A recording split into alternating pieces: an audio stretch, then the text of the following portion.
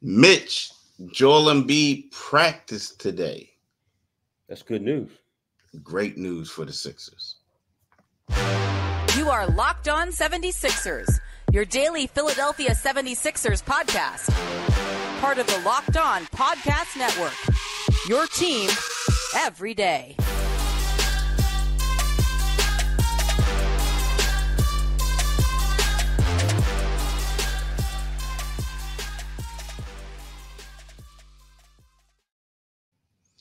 Thanks for making Locked On 76ers your first listen every day.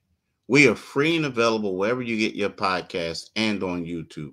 Part of the Locked On Podcast Network, your team every day. LinkedIn Jobs help you find the qualified candidates you want to talk to faster.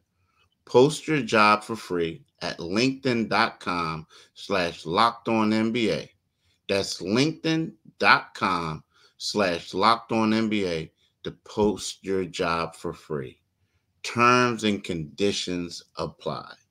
Hello, y'all. I'm Keith Pompey. I'm one of the co-hosts of Locked On 76ers. I'm right here next to my right-hand man, John Mitchell, the other co-host. And we got a lot to talk to y'all about. First, we want to talk about Joel Embiid. And I said today, he actually returned to practice on Sunday. He practiced with the Sixers on Sunday. Now, they didn't do contact drills. But to be honest with you, it's like they played yesterday. They got a game, or they played on Saturday. They have a game on Monday today. So it's one of those things where, you don't know what you expect them to really do out there, right? But the thing is, they put in some plays for him. So we're going to talk about that. Secondly, we want to talk about the state of the 76ers, because the roster done turned over twice, it seems like.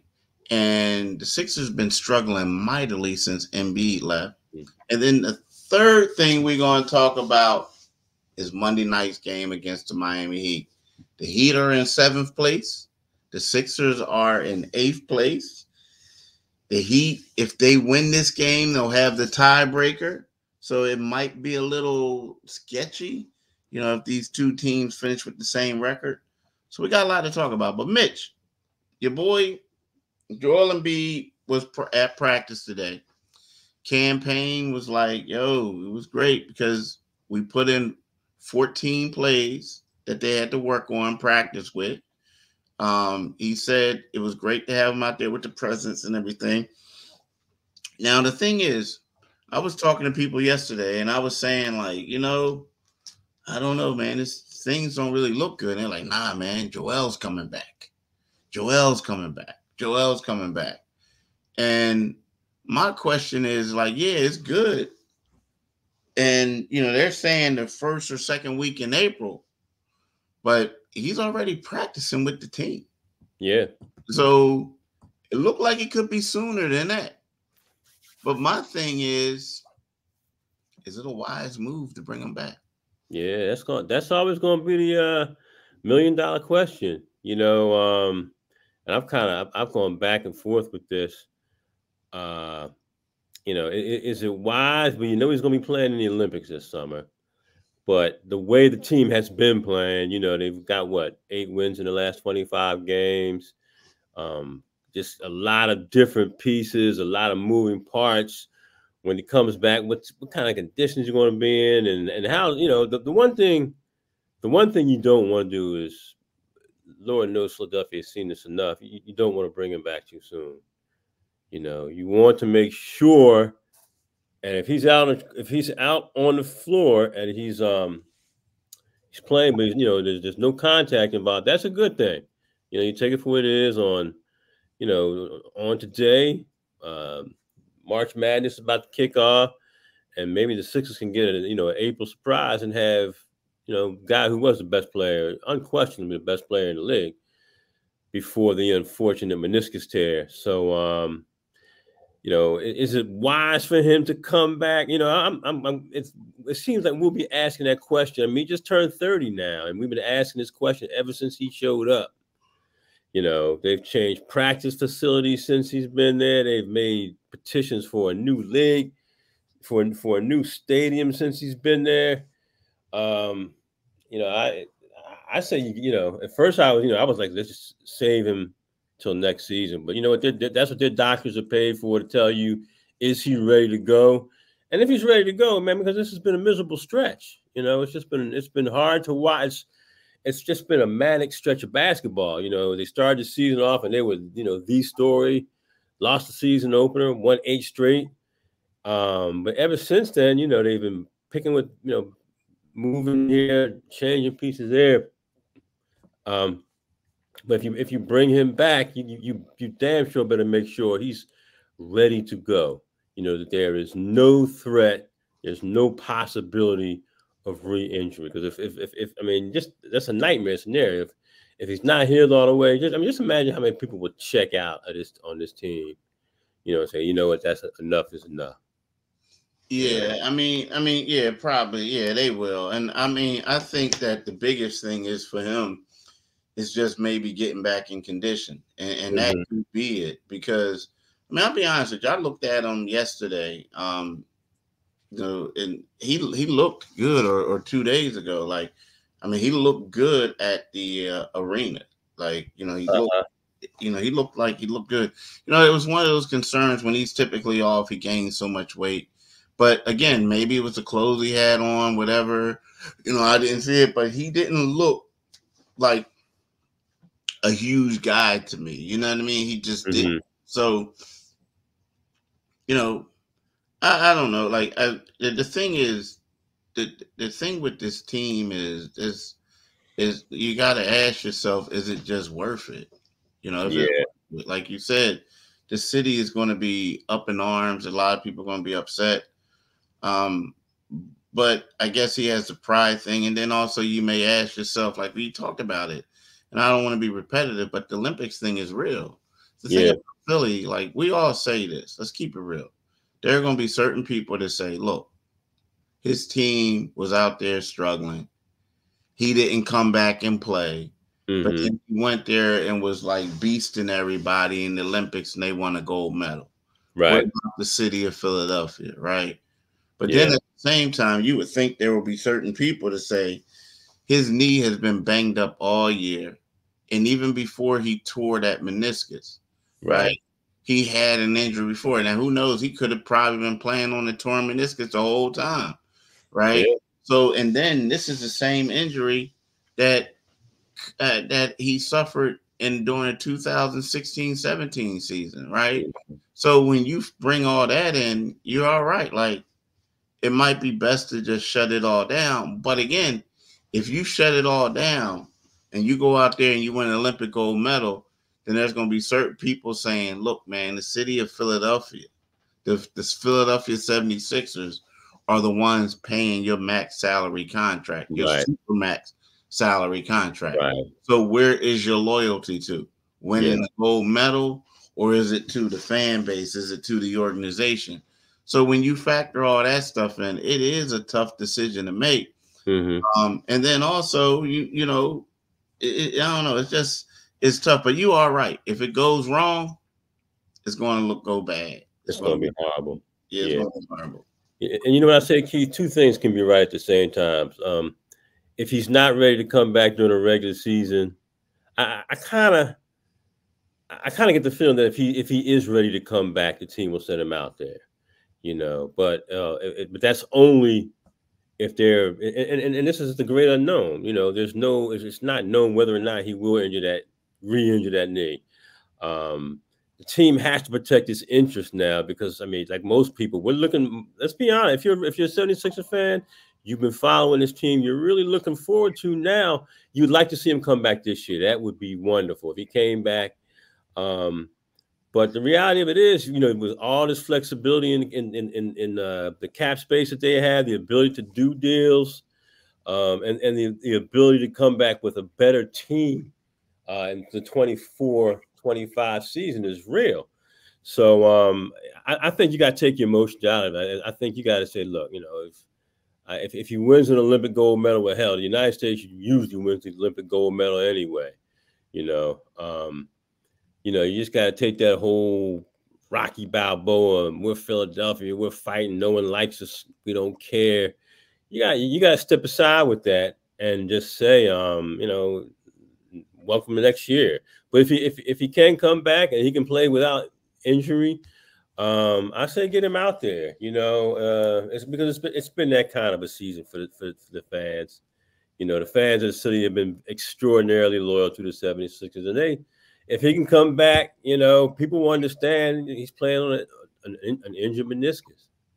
So right now, let's talk a little bit more about LinkedIn.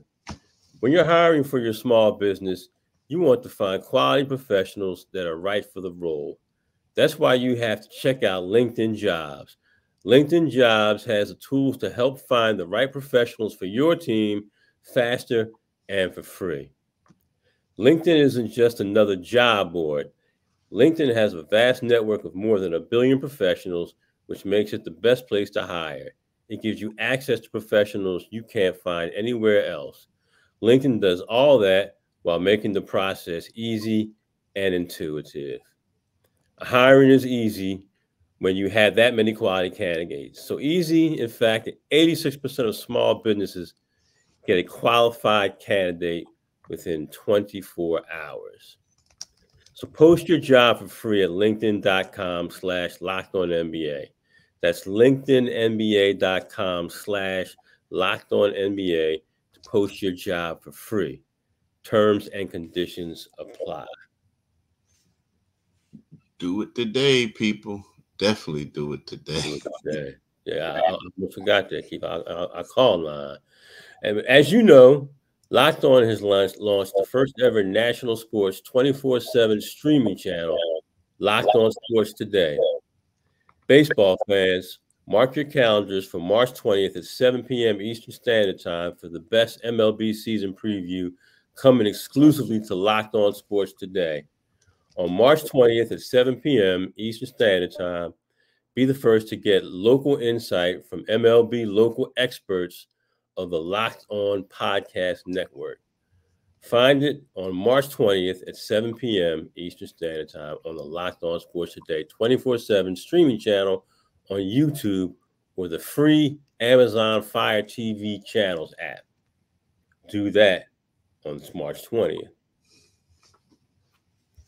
Yeah, you know what, Mitch? We talked about it a little bit. We alluded to it, and it's kind of hard not to talk about it when you talk about Joel Embiid. Mm-hmm. But what I want to talk to you about is the state of the 76ers, right? Mm-hmm. I mean, from the beginning of the season, you knew that there was going to be some drama. You knew that this season was going to be crazy. And what I mean by that is, like, think about it. Go back in August. Yeah. James Harden called Daryl Morey a liar. He said he never played for him, an organization he's a part of. He doubled down on it. James Harden did not show up from training camp, right? Mm-hmm. So that was media day. And he's he shows up late for training camp. He does not practice with the team. They said he was out there doing stuff, but he was doing he was doing skeleton. Like he wasn't really working out with them, right? Like he was good in the gym, good dude, but he wasn't doing nothing. Yeah. And so then all of a sudden he wants to try to make it on the plane. He wants to try to make it on the plane. They're like, nope, you ain't making it on the plane. The next thing you know, he gets traded to the Clippers. Well, then you're like looking at these dudes like, yo, who are they? These are guys that ain't even on the team. Mm-hmm. Like, I mean, even in the rotation, this and that, the Clippers. Well, then all of a sudden they start rolling. They start better, right? Yeah. So out the gate. Yeah. So they do all that. And then all of a sudden it's like they make the trade. Joel gets hurt. They make the trade. And the team got worse. Mm-hmm. So once the team got worse, you say to yourself, like, what the heck is going on? Yeah. And the people get mad. And Joel may come back. He'll come back. He's going to come back. But at the same time, you look at it and you're saying to yourself, like, dude, this team looks closer to the team that was tanking years ago than the team that was winning 50 games a year. Yeah. Yeah, well, where I push back at record-wise, yeah. Well, actually not even record-wise, because that was just a horrible year. And there was no Tyrese Maxey, but the results have been the same. You know, they've they've literally rolled their roster twice during the regular season. You know, I think I don't think they regret making some of the moves they made because, you know, at the start of the season, Tyrese did come on. Tyrese came on like gangbusters.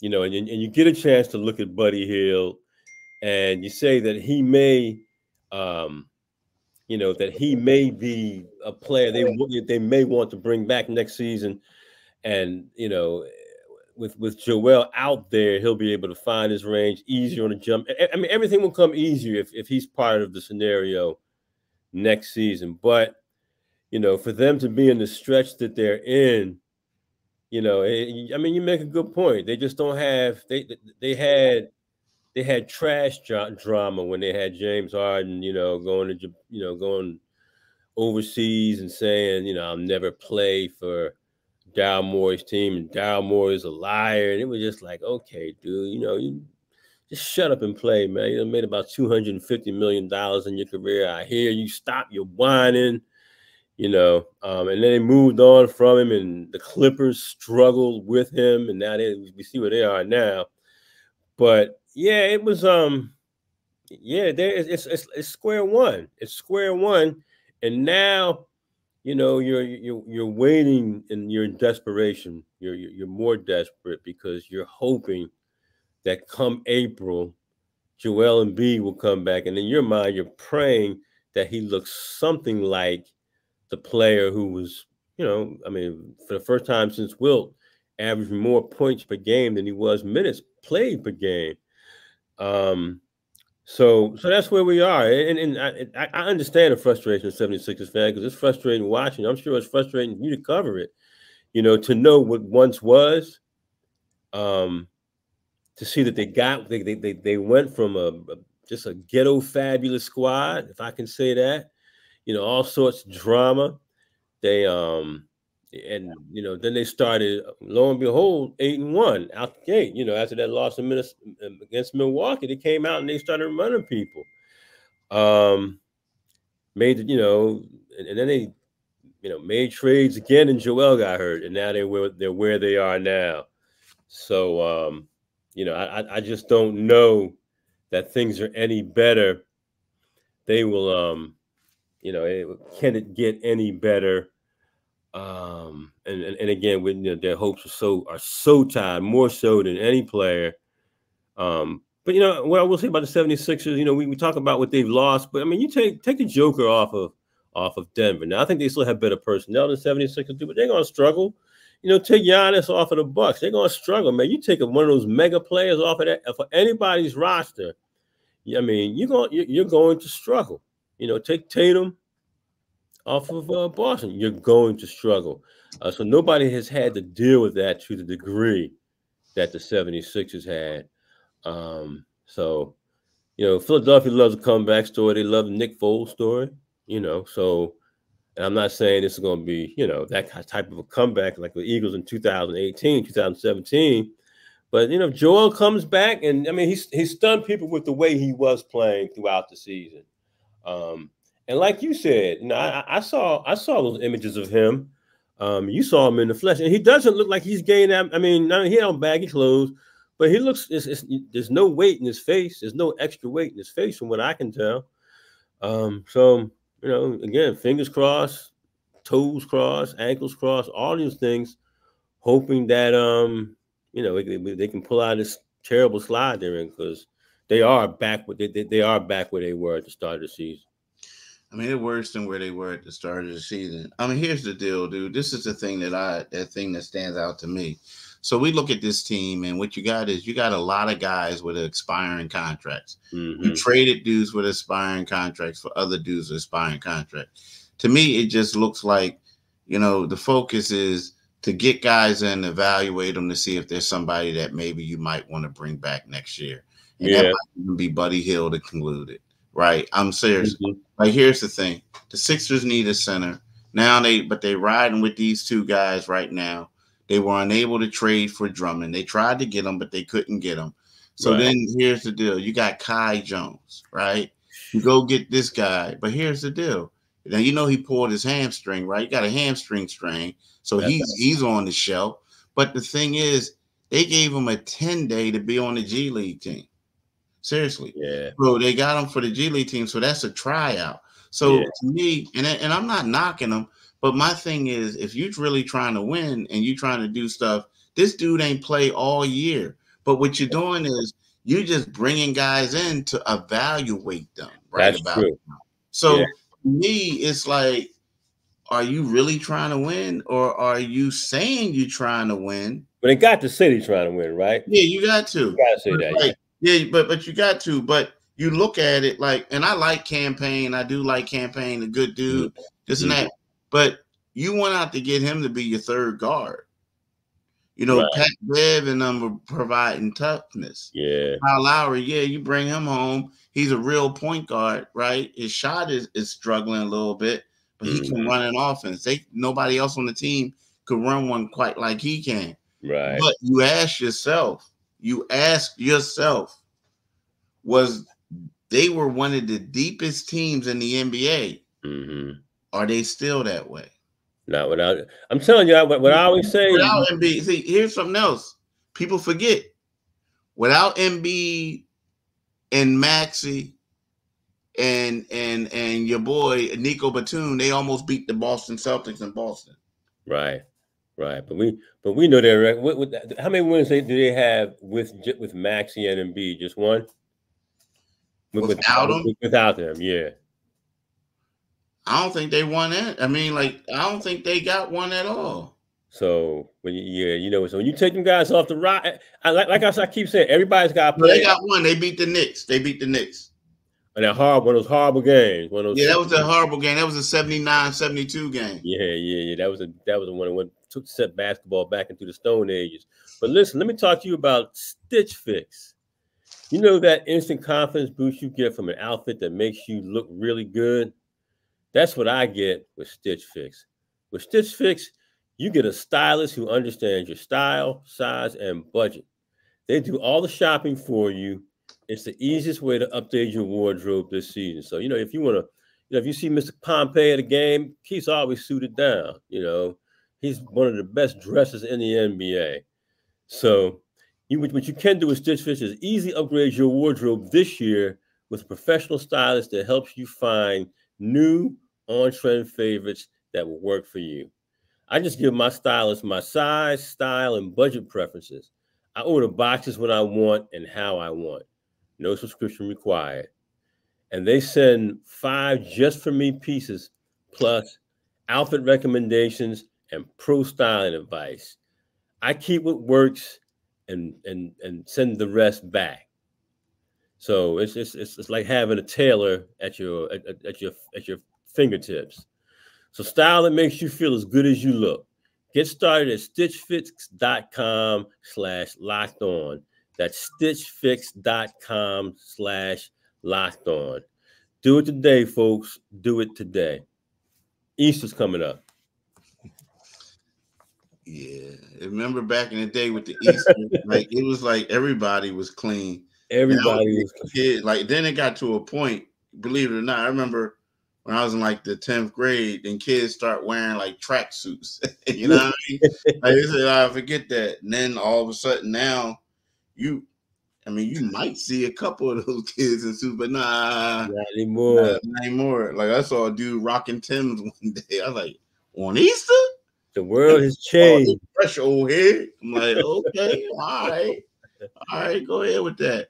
But look, here's tonight, the 76ers play the Miami Heat. Both teams have a 37-30 record, right? It's crazy. Do you know this is going to be the third game this season that they played the Heat, and none of Embiid will not play in any of them. So when he comes back, he'll go to Miami for that one. But it's weird because Miami's a team that last year, last year it was like, we just trying to get to the play-in round, got the 8th seed, and ended up going all the way to the championship. Yeah. So, you know what I mean? You look at it that way. But this is at practice yesterday, of course, they said everything is, well, it's not about this game. We got a lot of games. We don't pay attention to it. You know, they're going well. They're paying attention to this because the thing is, it's like they lost a lot of tiebreakers with teams. Yeah. And I think that this is one that they really want to get. Keith, I mean, they say that, I think sometimes as players, they play these 82 games and they start regurgitating some of the same stuff. Some of the same stuff you're hearing in March is some of the stuff you heard in, February or January. Yeah, we just got to go out there. But this is a crucial game for them, man. I mean, I think it's professional malpractice for any player on the 76ers roster to go out there and not say, hey, man, look at the standings, look at the slide, and beyond that, if you need something, because I'm going to use your favorite word, Keith. They can't really go out to a bunch of games on the West Coast, and you could be here saying boat race all next week, describing this basketball squad.